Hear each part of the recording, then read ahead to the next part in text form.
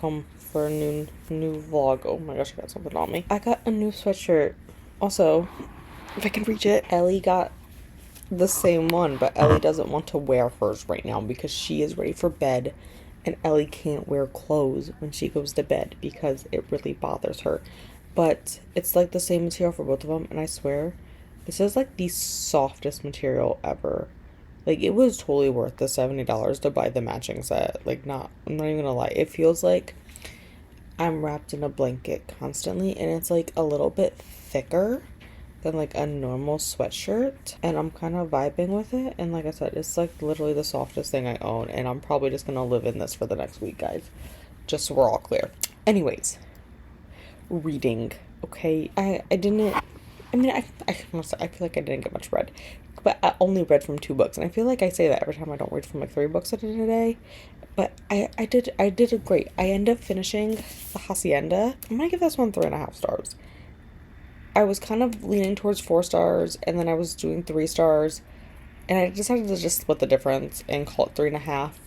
I kind of wish the ending was more drawn out, and I know that sounds weird, but I kind of just wanted it more elaborated on it, you know.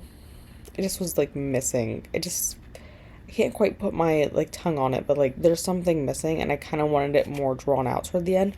Also, this whole thing with her getting with the priest, he is a priest, and I'm going to assume this is the Catholic Church, but like where the setting is, that is not allowed. That is against the church, hardcore. I mean, he's already against the church being a witch, but like, that is not allowed. And I don't know, just like that middle part there, I was like, I kind of also wish the haunting was a little bit more elaborated on. I will say this had very similar vibes to Mexican Gothic though, and I think I would really have to look it up because it's been a while since I read Mexican Gothic. I read it when it came out. It really does have very similar vibes from what I can remember in Mexican Gothic. But yeah, 3.5, still a solid one. I say this all the time, I don't read like a ton of historical, but I do tend to like historical when I do read it. This one, like I said, wasn't horrible. It's just, I feel like the horror element was lacking. The historical element was fantastic. The horror element seemed like it was lacking, and also, while I'm thinking now, it could be related to the fact that I read a lot of Stephen King, and Stephen King writes horror very, very well in my opinion, and I feel like I maybe subconsciously be judging literally everything based on a Stephen King book. And I'm not meaning to, but like, he kind of been dominating the horror genre that I've been reading because like I'm on a mission to read this man's entire backlist. Anyways, and then I also picked up Order of the Phoenix. I'm a decent way through this one now. I'm definitely making some solid progress, and I could read this a lot faster if this was the only physical book I'm reading. But I'm gonna get to the point. Once I get this one done, I'm gonna try to go back to only reading one physical book at a time, because otherwise I feel like I'm like split all over the place. So once I get this one done, I have like maybe I don't even know, maybe 300 pages left or something like that. Maybe a little over 300. A little over 300 yet, but you know, probably 350-ish. I mean, solid progress though. It is very fast to read when I actually do sit down and read it. And I'm gonna try to split time this week because I would like to just get this book done this week. Preferably, I would prefer to finish it before the end of October, but I don't really know how manageable that is because I'm also going to try to finish another book for Haunted Library before the end of October, and that's probably going to take precedence, not even going to lie, especially if it goes like the first one. So I'll put it on screen here. I, shuffled like normal, and I spun the wheel, and I was kind of hoping for the family upstairs, but I ended up getting the London Science Society, which I'm really looking forward to this one. I got this book from Book of the Month solely based on the fact that I love Sarah Penner's The Lost Apothecary, and that was like solely the only reason I picked up London Science Society. And this one is also historical, so I'm really looking forward to that. And guys, it counts for the Book of the Month challenge on their app, which admittedly all the ones I have been reading have not counted because I got them prior to 2023, and anything prior to 2023 does not count, unfortunately. And I know this one says Book of the Month. This is actually not something I got from Book of the Month. I got this at a used book sale. Yeah, anyways, so I'm kind of excited it's going to count for the challenge. I have no hopes that I'm going to finish the challenge this year for Book of the Month by any means. I think that may be a 2025 goal, though, is that I would really like to focus more on my Book of the Month books. So we'll see where this goes. It's a few days later, and I did find my copy of London Sans Society. I have yet to start it. I kind of wasn't feeling it, you know. What was the day? I don't know what day it is anymore. It's Wednesday. I wasn't feeling it last night, Tuesday. I was like, you know what? I'll save that for Wednesday and Thursday, right? And I was just like, let me just read some more of Order of the Phoenix. I was really feeling it, and I was just looking for something easy to digest and that I didn't have to think too hard and like pay attention to. And I mean, I made good progress. Like, I got like maybe 200 to 250 pages left. If it's math, okay? I don't really want to do it right now. And I was like, I'll just read, like, I'll start London Sans Society, like, when I get home from work Wednesday. Yeah, okay, guys, this entire day was a shit show. Also, like, I got all these, oh no, he's coming off. Why are you coming up? I swear, they always come off when they're on my chin. I have, like, this, like, little pimple there. I want gone. Stay there. Yeah, it kind of turned into a shit show today. First of all, I really just need the desk. I need the people who do scheduling to literally shadow people who work in the clinic and realize that their stupid scheduling screws us over. Like, this guy walked in today complaining of blurry vision that's been ongoing for several months. That is not urgent. He does not need to be seen today. I don't care that he said he wants to be seen today. He does not need to be seen today. So then they shoved it in a brief spot. He's brand new. We've never seen him before. So we had to get a whole history on him. And guess what? It was not a brief. A brief is an appointment that takes like roughly 10 minutes. This man's appointment took over an hour because it was not a brief. It was a whole complete exam because he comes in and then starts the blurry vision, yeah, that is not like this isn't a sudden blurry vision. Like, sudden blurry vision would be concerning. Blurry vision that's been ongoing for the past 6 months is not.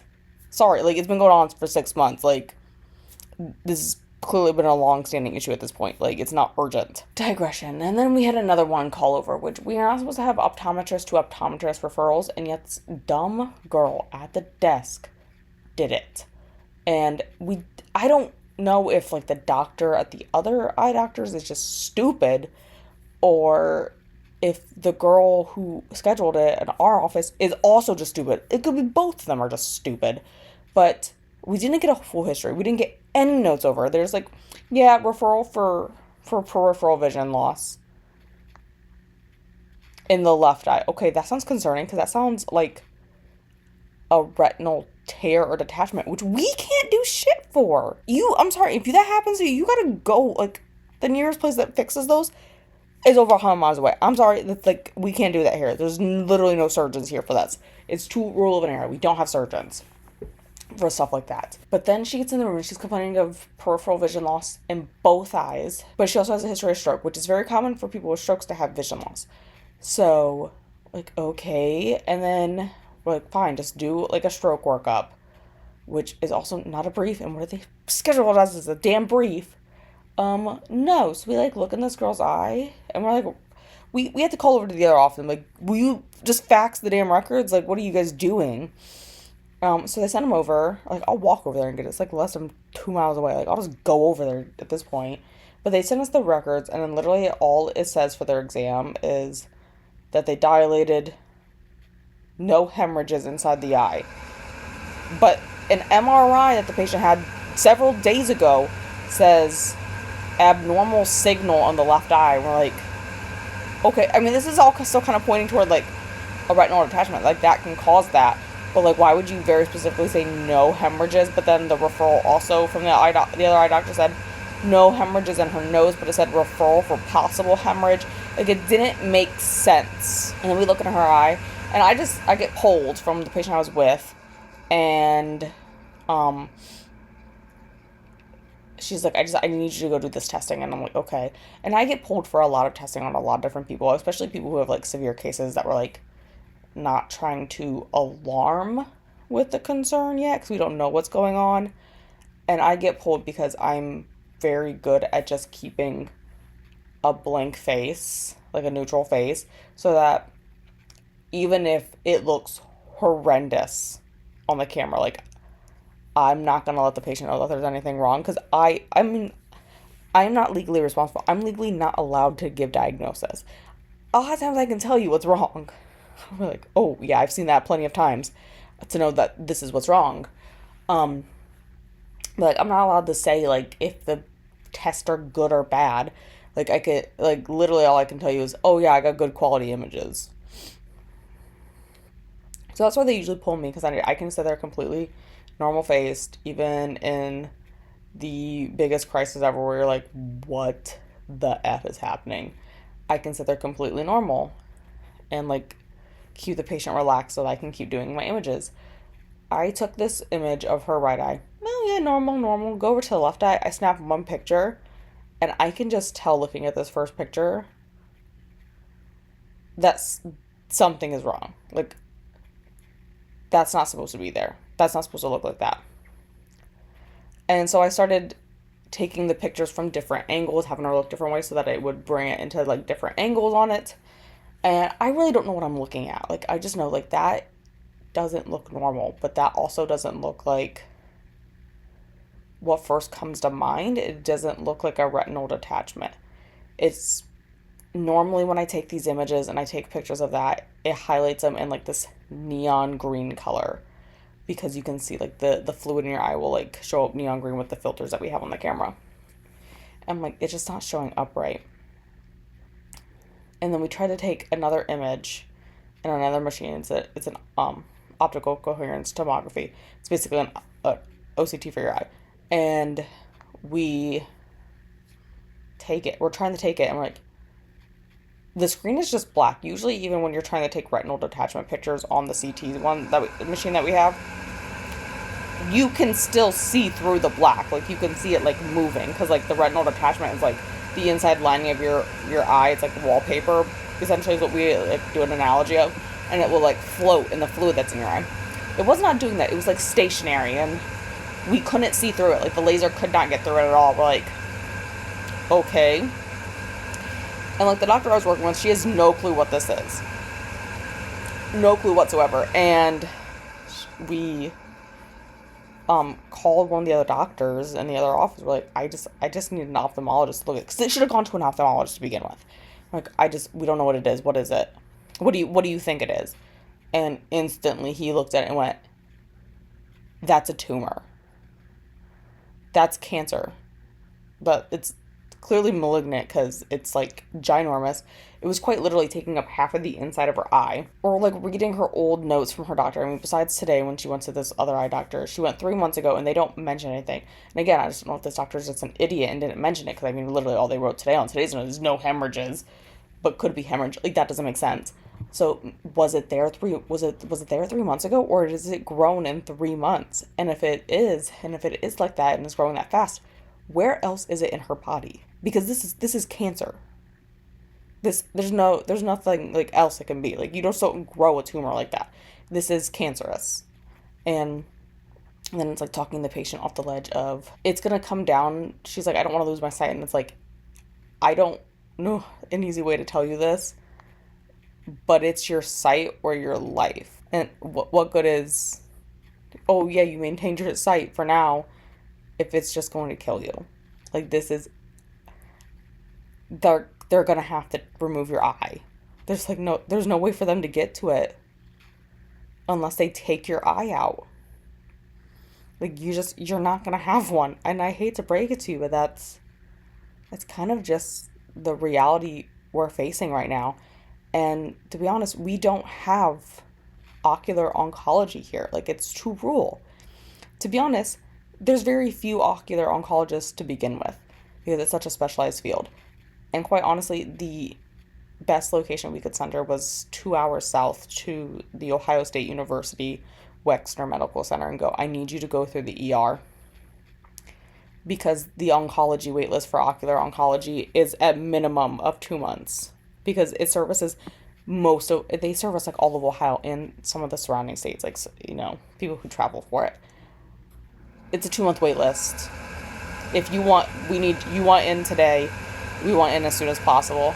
The only option is for you to go to the ER. We'll call ahead so that they get the ocular oncologist a heads up and on call. But if you show up in the ER, they're obligated to take you now and start treating you. They can't put you on a wait list because now you're in the ER. And unfortunately, that's just the reality. And kind of comes down to it. I didn't feel like starting the book tonight, and quite honestly, I'm not feeling it like at all. So I have my Kindle somewhere around here. Oh, I'm sitting on it. So I'm just gonna pick up Zodiac Academy 3 and read that. But to kind of lighten the mood, I got Eleanor to participate with me. She's in her hoodie. Mwah.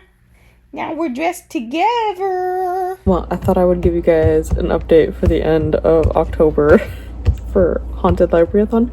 Do not mind Shelby, who is messing with her scratching post literally right next to me. Because where else would she do it? You know, casual. I never did end up picking up London Seance Society. I just never got to it with everything that was going on this week, you know, like I kind of said in the last clip. You know, I just never ended up picking it up. But it's okay. I will hopefully get to it in November. I was going to say October. Hopefully get to it in November. It is probably going to be honestly moved to the top of my TBR. But I think after my first goal of November is to finish Order of the Phoenix and Something in the Water. And then I think after that, I'm going to move on to City of Lost Souls just because I'm behind on that buddy read. But overall, I'm pretty happy with my progress for Haunted Library. Like, I read a good chunk of books. Like, I was down to I read 5 books for it, so like I only had 4, so it was like half. I read half, so I'm pretty happy with that, admittedly. So it's going good. I do have an update on my cancer patient too. It's Friday night, and update is that one of our doctors at work has connections with one of the best ocular oncologists in the country. They just happen to practice at Ohio State University's Wexner Medical Center, which is in the state I live, and that's admittedly where we sent the patient because we knew this doctor was there. But he had the doctor's personal phone number, so he made a point to call her today to speak to the oncologist about this patient, and they were able to get the patient in next week Wednesday for their initial consultation, which is great for the patient because admittedly the wait list, like I've said before, is like 2 months long. So we did get her in pretty quickly, and the oncologist has already cleared a surgery spot for her. Hello, Shelby. She's getting in the window. The oncologist has made a surgery spot for the patient. The patient does not know yet.